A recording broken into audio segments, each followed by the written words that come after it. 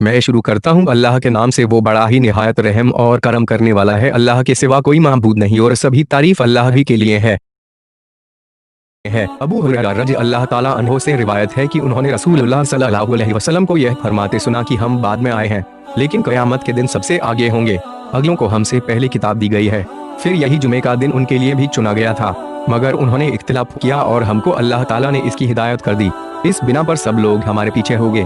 یہود کل سنیچر کے دن اور نصارہ پر سوٹ اتوار کے دن عبادت کریں گے۔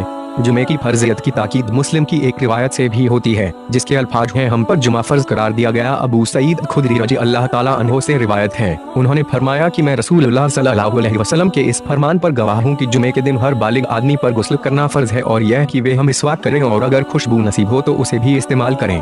جمعے کے دن غسل کرنا ضروری ہے، اگرچہ امام بخاری کا رجحان اس کی سنت ہونے کی طرف ہے، اللہ بہتر جاننے والا ہے۔ ابو ہریرہ رضی اللہ تعالیٰ عنہ سے روایت ہے کہ رسول اللہ صلی اللہ علیہ وسلم نے فرمایا جو شخص جمعے کے دن ناپاکی کے غسل کی طرح اہتمام سے غسل کر کے پھر نماز کے لیے جائے تو ایسا ہے جیسا کہ ایک اونٹ صدقہ کیا، جو دوسری گھڑی میں جائے تو اس نے گویا گائے کی قربانی دی، جو تیسری گھڑی میں جائے تو گویا اس نے سینگ دار مینڈھا صدقہ کیا، جو چوتھی گھڑی میں چلے تو اس نے گویا ایک مرغی صدقہ دی، اور جو پانچویں گھڑی میں جائے تو اس نے گویا ایک انڈا اللہ کی راہ میں صدقہ کیا۔ پھر جب امام خطبہ پڑھنے کے لیے آتا ہے تو فرشتے خطبہ سننے کے لیے مسجد میں حاضر ہو جاتے ہیں۔ جمعے کے دن جلدی آنے کی فضیلت عام لوگوں کے لیے ہے، امام کو چاہیے کہ وہ خطبے کے وقت مسجد میں آئے، جیسا کہ رسول اللہ صلی اللہ علیہ وسلم کے خلیفاؤں کا عمل تھا۔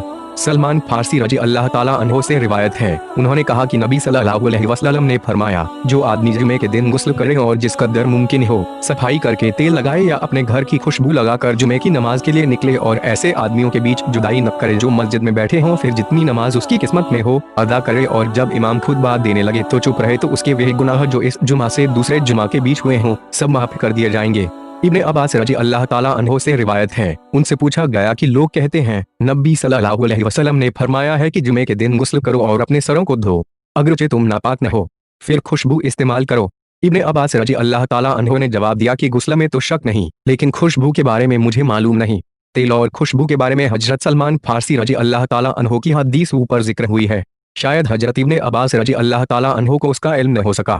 عمر رضی اللہ تعالیٰ عنہ سے روایت ہے کہ انہوں نے مسجد کے دروازے کے پاس ایک ریشمی جوڑا بکتے دیکھا تو عرض کیا، اے اللہ کے رسول صلی اللہ علیہ وسلم، اگر آپ اسے خرید لے تو جمعے اور قاصدوں کے آنے کے وقت پہن لیا کریں۔ اس پر رسول اللہ صلی اللہ علیہ وسلم نے فرمایا، اسے تو وہ آدمی پہنے گا جس کا آخرت میں کوئی حصہ نہ ہو۔ بعد میں کہیں سے اس طرح کے ریشمی جوڑے رسول اللہ صلی اللہ علیہ وسلم کے پاس آگے، جن میں ایک جوڑا آپ نے عمر رضی اللہ تعالیٰ عنہ کو بھی دیا۔ انہوں نے عرض کیا، اے اللہ کے رسول رسول اللہ صلی اللہ علیہ وسلم، آپ نے مجھے یہ دیا، حالانکہ آپ خود ہی اس لباس کے بارے میں کچھ فرما چکے ہیں۔ رسول اللہ صلی اللہ علیہ وسلم نے فرمایا، میں نے تمہیں یہ اس لیے نہیں دیا ہے کہ اسے خود پہنو، چنانچہ عمر رضی اللہ تعالیٰ عنہ نے وہ جوڑا اپنے مشرک بھائی کو پہنا دیا جو مکہ مکرمہ میں رہتا تھا۔ حدیث کے شروعات سے اس طرح مطابقت ہے کہ حضرت عمر رضی اللہ تعالیٰ عنہ نے رسول اللہ صلی اللہ علیہ وسلم کی خدمت میں جمعے کے دن اچھے کپڑے پہننے کی ہے کہ حضرت عمر رضی اللہ تعالیٰ عنہ نے رسول اللہ صلی اللہ علیہ وسلم کی خدمت میں جمعے کے دن اچھے کپڑے پہننے کی درخواست کی۔ رسول اللہ صلی اللہ علیہ وسلم نے اس لیے ریشمی جوڑے کو ناپسند کیا کہ اس کا استعمال مردوں کے لیے جائز نہ تھا۔ ابو ہریرہ رضی اللہ تعالیٰ عنہ سے روایت ہے، انہوں نے کہا رسول اللہ صلی اللہ علیہ وسلم نے فرمایا کہ اگر میں اپنی امت پر بھاری نہ سمجھتا تو انہیں ہر نماز کے لیے مسواک کرنے کا حکم ضرور دیتا۔ جب رسول اللہ صلی اللہ علیہ وسلم نے ہر نماز کے لیے مسواک کی تاکید فرمائی ہے تو جمعے کی نماز کے لیے بھی اس کی تاکید ثابت ہوئی۔ ابو ہریرہ رضی اللہ تعالیٰ عنہ سے روایت ہے، انہوں نے فرمایا کہ نبی صلی اللہ علیہ وسلم جمعے کے دن فجر کی نماز میں الف لام میم تنزیل، سجدہ اور هل اتى علی الانسان پڑھا کرتے تھے۔ ابن عمر رضی اللہ تعالیٰ عنہ سے روایت ہے، انہوں نے کہا کہ میں نے رسول اللہ صلی اللہ علیہ وسلم کو یہ فرماتے سنا، تم سب لوگ نگہبان دیکھ بھال کرنے والے ہو اور تمہیں اپنی رعایا کے بارے میں پوچھا جائے گا۔ امام بھی نگہبان ہے، اس سے اپنی رعایا کی پوچھ ہوگی۔ مرد اپنے گھر کا نگہبان ہے، اس سے اس کی رعایا کے بارے میں سوال ہوگا۔ عورت اپنے شوہر کے گھر کی نگہبان ہے، اس سے اس کی رعایا کے بارے میں پوچھا جائے گا۔ نوکر اپنے مالک کے مال کا ذمہ دار ہے، اس سے اس کی ریت کے بارے میں پوچھا جائے گا۔ الغرض تم سب نگہبان ہو اور تمہیں اپنی ریت کے بارے میں پوچھا جائے گا۔ امام بخاری نے اس باب میں ان لوگوں کا رد کیا ہے جو جمعہ کے لیے شہر اور حاکم وغیرہ کی شرطیں لگاتے ہیں۔ اس قسم کی شرطیں بلا دلیل ہیں۔ رسول اللہ صلی اللہ علیہ وسلم کے زمانے میں مسجد نبی کے بعد پہلا جمعہ عبدالقس قبیلہ نامی مسجد میں ادا کیا گیا جو جواسی گاؤں میں تھی اور وہ گاؤں بحرین کے علاقے میں آباد تھا۔ ابو ہریرہ رضی اللہ تعالیٰ عنہ کی روایت جس میں یہ ذکر تھا کہ ہم زمانے کے اعتبار سے بعد والے ہیں لیکن قیامت کے دن سب سے آگے ہوں گے، پہلے گزر چکی ہے۔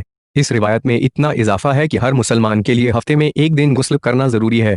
उस रोज उसे अपना बदन और सर धोना चाहिए। इससे भी मालूम हुआ कि जुमे के दिन नहाना जरूरी है। आयशा रजी अल्लाह ताला अन्हो से रिवायत है, वे फरमाती हैं कि लोग अपने घरों और देहातों से जुमे की नमाज के लिए बारी बारी आते थे। चूंकि वे धूल मिट्टी में चलकर आते, इसलिए उनके बदन से धूल और पसीना की वजह से बदबू आने लगती। चुनांचे उनमें से एक आदमी रसूलुल्लाह सल्लल्लाहु अलैहि वसल्लम के पास आया। चूंकि आप उस वक्त मेरे घर में थे, तब नबी सल्लल्लाहु अलैहि वसल्लम ने फरमाया, काश कि तुम लोग इस मुबारक दिन में नहा धो लिया करो। अवाली मदीने के ऊंचे हिस्से में 3-4 मील पर आबाद देहाती आबादी को कहते हैं। मालूम हुआ कि इतनी दूरी पर रहने वालों को शहर की मस्जिदों में जुमे के लिए हाजिर होना जरूरी नहीं। अगर जरूरी होता तो बारी बारी आने के बजाय सब के सब हाजिर होते। आयशा रजी अल्लाह ताला अन्हो से रिवायत है, उन्होंने फरमाया कि लोग खुद अपने खिदमतगार थे और जब जुमे के लिए आते तो उसी हालत में चले आते। तब उनसे कहा गया कि काश तुम लोग गुस्ला किया करते। इस हदीस से इमाम बुखारी यह साबित करते हैं कि जुमा सूरज ढलने के बाद पढ़ना चाहिए, क्योंकि लफ्ज़ रवाह इस्तेमाल हुआ जो सूरज ढलने के बाद के वक्त पर बोला जाता था। आने वाली हदीस में इसका खुलासा मौजूद है। अनस रजी अल्लाह ताला अन्हो से रिवायत है कि नबी सल्लल्लाहु अलैहि वसल्लम सूरज ढलते ही जुमे की नमाज अदा कर लेते थे। अनस रजी अल्लाह ताला अन्हो से ही रिवायत है कि जब ज्यादा सर्दी होती तो नबी सल्लल्लाहु अलैहि वसल्लम जुमे की नमाज जल्दी पढ़ते और अगर गर्मी ज्यादा होती तो जुमे की नमाज कुछ ठंडक होने पर पढ़ते थे। अबू अब्स रजी अल्लाह ताला अन्हो से रिवायत है, वे जुमे की नमाज को जाते वक्त कहने लगे, मैंने नबी सल्लल्लाहु अलैहि वसल्लम को यह फरमाते सुना है कि जिस आदमी के दोनों पांव अल्लाह की राह में धूल मिट्टी से सने तो अल्लाह ताला ने उसे दोजख की आग पर हराम कर दिया है। रसूलुल्लाह सल्लल्लाहु अलैहि वसल्लम के सहाबी ने जुमे के लिए निकलने को जिहाद की तरह करार दिया और जिहाद में आराम और सुकून से शिरकत की जाती है, इसलिए जुमे का भी यही हुक्म है। इब्ने उमर रजी अल्लाह ताला अन्हो से रिवायत है, उन्होंने कहा, नबी सल्लल्लाहु अलैहि वसल्लम ने मना फरमाया है कि कोई आदमी अपने भाई को उसकी जगह से उठाकर खुद वहां बैठ जाए। पूछा गया, क्या यह हुक्म जुमे के लिए खास है? आपने फरमाया कि नहीं, बल्कि इस जुमे और गैर जुमे दोनों के लिए यही हुक्म है।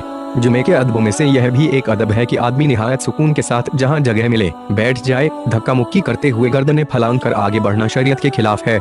साइद बिन यजीद रजी अल्लाह ताला अन्हो से रिवायत है, उन्होंने फरमाया कि नबी सल्लल्लाहु अलैहि वसल्लम, अबू बकर सिद्दीक और उमर रजी अल्लाह ताला अन्हो के जमाने में जुमे के दिन पहली अजान उस वक्त होती जब इमाम मिंबर पर बैठ जाता, लेकिन उस्मान रजी अल्लाह ताला अन्हो की खिलाफत के दौर में जब लोग ज्यादा हो गए तो उन्होंने जौरा नामी एक मकाम पर तीसरी अजान को ज्यादा किया।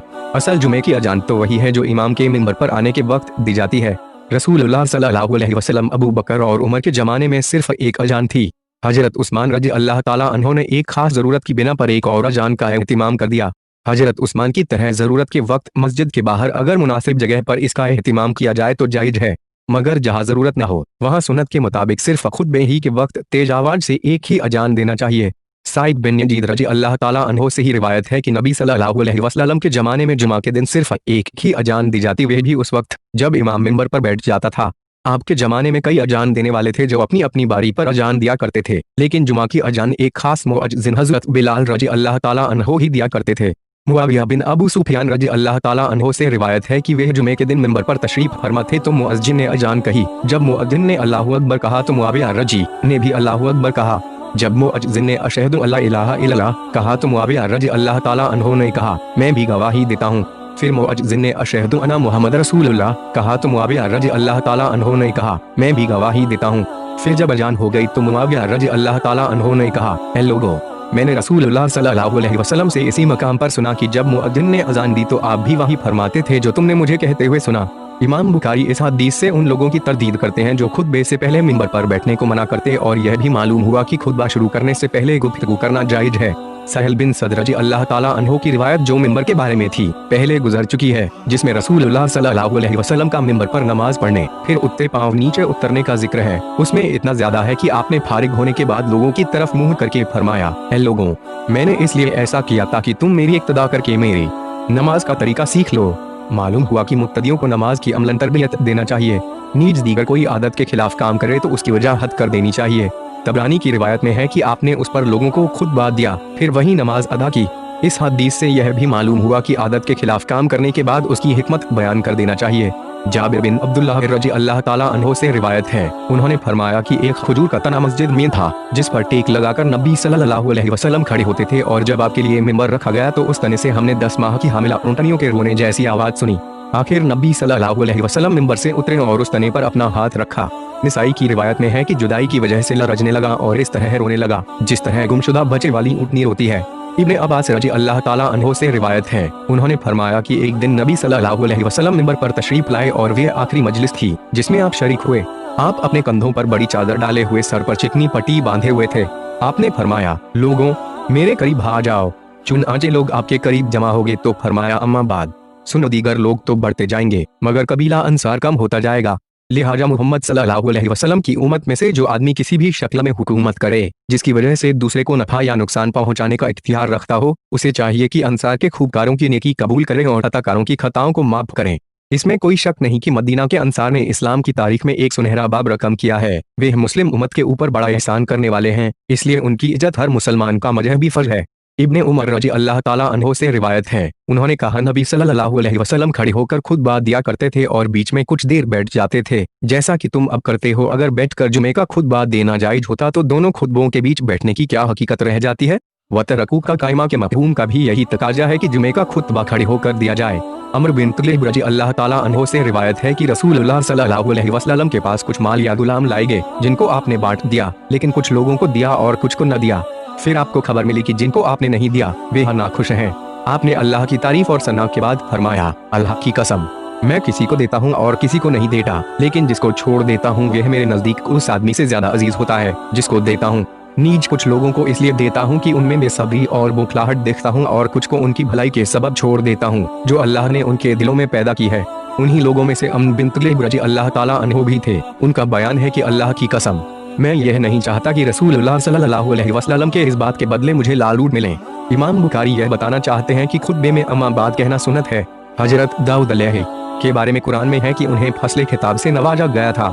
इसका भी तकाजा है कि अल्लाह ताला की तारीफ व बड़ाई को अपने असल खिताब से अम्मा बाद के जरिए अलग किया जाए। नीज इस हदीस से आपके अच्छे अखलाक का भी पता चलता है कि आपको न तो किसी की नाराजगी गवारा थी और न ही आप किसी का दिल तोड़ते थे, और यह भी मालूम हुआ कि सहाबा-ए किराम को आपसे दिली मोहब्बत थी।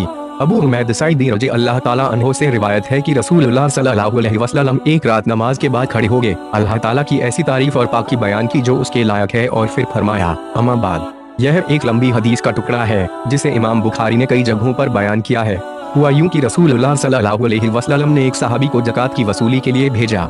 जब वह वापस आया तो कुछ चीजों के बारे में कहने लगा कि यहाँ मुझे तोहफे के रूप में मिली हैं। तो उस वक्त आपने ईशा के बाद खुतबा इरशाद फरमाया कि सरकारी सफर में तुम्हें जाती तोहफे लेने का कोई हक नहीं, जो भी पाओ सब बैतुल माल सरकारी खजाने का है। जाबिर बिन अब्दुल्लाह रजी अल्लाह ताला अन्हो से रिवायत है, उन्होंने फरमाया कि जुमे के दिन एक आदमी उस वक्त आया जब नबी सल्लल्लाहु अलैहि वसल्लम खुतबा इरशाद फरमा रहे थे। आपने पूछा, ए आदमी क्या तूने नमाज पढ़ ली? उसने अर्ज किया, नहीं। आपने फरमाया, तो फिर खड़ा हो और नमाज अदा कर। मुस्लिम की रिवायत में है कि आपने उस आदमी को हल्की फुल्की 2 रकअतें पढ़ने का हुक्म दिया। मालूम हुआ कि खुतबे के बीच तहस्सुल मस्जिद के नफल पढ़ने चाहिए। नीज किसी जरूरत की वजह से इमाम खुतबे के बीच बातचीत कर सकता है। अनस रजी अल्लाह ताला अन्हो से रिवायत है, उन्होंने फरमाया कि नबी सल्लल्लाहु अलैहि वसल्लम के जमाने में एक बार लोग भूखमरी में मुब्तला हुए। नबी सल्लल्लाहु अलैहि वसल्लम जुमे के दिन खुतबा इरशाद फरमा रहे थे कि एक देहाती ने खड़े होकर कहा, ए अल्लाह के रसूल सल्लल्लाहु अलैहि वसल्लम, माल बर्बाद हो गया और बच्चे भूखे मरने लगे, आप हमारे लिए दुआ फरमाएं। तो आपने दुआ के लिए अपने दोनों हाथ उठाए और उस वक्त आसमान पर बादल का एक टुकड़ा भी न था, मगर उस जात की कसम जिसके हाथ में मेरी जान है, आप अपने हाथों को नीचे भी न कर पाए थे कि पहाड़ों जैसा बादल घिर आया, और आप मिंबर से भी न उतरे थे कि मैंने आपकी दाढ़ी मुबारक पर बारिश को टपकते देखा। उस दिन खूब बारिश हुई और दूसरे तीसरे दिन फिर चौथे दिन भी, यहाँ तक कि दूसरे जुमे तक यह सिलसिला जारी रहा।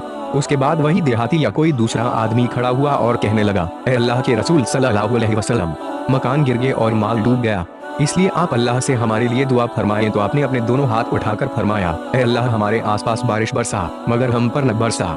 फिर आप उस वक्त बादल के जिस टुकड़े की तरफ इशारा फरमाते वे हट जाता। आखिरकार मदीना तालाब की तरह हो गया और कनात की वादी महीना भर खूब बहती रही, और जिस तरफ से भी कोई आदमी आता वह ज्यादा बारिश का बयान करता था। मालूम हुआ कि खुतबे की हालत में इमाम से किसी अवामी जरूरत के लिए दुआ की दरख्वास्त की जा सकती है, और इमाम खुतबे के बीच हुई ऐसी दरख्वास्त पर तवज्जो कर सकता है। अबू हुरैरा रज़ी अल्लाह ताला अन्हो से रिवायत है कि रसूलुल्लाह सल्लल्लाहु अलैहि वसल्लम ने फरमाया कि जुमे के दिन जब इमाम खुतबा दे रहा हो, अगर तूने अपने साथी से कहा कि खामोश हो जा तो बेशक तूने खुद एक गलत हरकत की है। किसी इंसान को खुतबे के बीच मुझे नुकसान पहुंचाने वाले जानवर से खबरदार करना, अंधे की रहनुमाई करना इस मनाही में शामिल नहीं। फिर भी बेहतर है कि ऐसी हालत में भी मुमकिन हद तक इशारे से काम लेना चाहिए। अबू हुरैरा रज़ी अल्लाह ताला अन्हो से ही रिवायत है कि रसूलुल्लाह सल्लल्लाहु अलैहि वसल्लम ने जुमे के दिन खुतबे के बीच फरमाया कि इसमें एक घड़ी ऐसी है कि अगर ठीक उस घड़ी में मुसलमान बंदा खड़े होकर नमाज पढ़े और अल्लाह ताला से कोई चीज मांगे तो अल्लाह ताला उसको वह चीज जरूर देता है। और आपने अपने हाथ से इशारा करके बताया कि वह घड़ा थोड़ी देर के लिए आती है। कुछ रिवायतों में इस घड़ी के वक्त को बताया गया है कि वे इमाम के मिंबर पर बैठने से लेकर नमाज से फारिग होने तक है। जाबिर बिन अब्दुल्लाह रजी अल्लाह ताला अन्हो से रिवायत है, उन्होंने फरमाया कि हम एक बार नबी सल्लल्लाहु अलैहि वसल्लम के साथ नमाज के इंतजार में खुतबा सुनने में मसरूफ थे कि कुछ ऊँट अनाज से लदे हुए आए। लोगों ने उनकी तरफ ऐसा ध्यान दिया कि नबी सल्लल्लाहु अलैहि वसल्लम के पास सिर्फ 12 आदमी रह गए। इस पर यह आयत नाजिल हुई, और जब लोग किसी सौदागरी या तमाशे को देखते हैं तो उधर दौड़ पड़ते हैं और तुम्हें खड़ा छोड़ जाते हैं। इमाम बुखारी ने इस हदीस से यह साबित किया है कि कुछ लोग जुमे के सही होने के लिए मौजूद लोगों की तादाद के बारे में जो शर्तें बयान करते हैं वे सही नहीं है। सिर्फ उतनी तादाद का होना जरूरी है जिसे जमात कहा जा सके। अगर इमाम अकेला रह जाए तो ऐसी सूरत में जुमा नहीं होगा। इब्ने उमर रजी अल्लाह ताला अन्हो से रिवायत है कि रसूलुल्लाह सल्लल्लाहु अलैहि वसल्लम जुहर से पहले 2 रकअतें और उसके बाद भी 2 रकअतें पढ़ा करते थे, और मगरिब के बाद अपने घर में 2 रकअतें और इशा के बाद भी 2 रकअतें पढ़ते थे, लेकिन जुमे के बाद कुछ न पढ़ते थे। अलबत्ता जब घर वापस आते तो फिर 2 रकअतें अदा करते थे। जुमा से पहले नफलों के पढ़ने की हद बुलंदी नहीं है। अलबत्ता जुमे के बाद अगर मस्जिद में अदा करें तो गुफ्तगू या जगह बदलकर 4 रकअत पढ़ें, और अगर घर में अदा करें तो 2 रकअत पढ़ें। अल्लाह बेहतर जानने वाला है।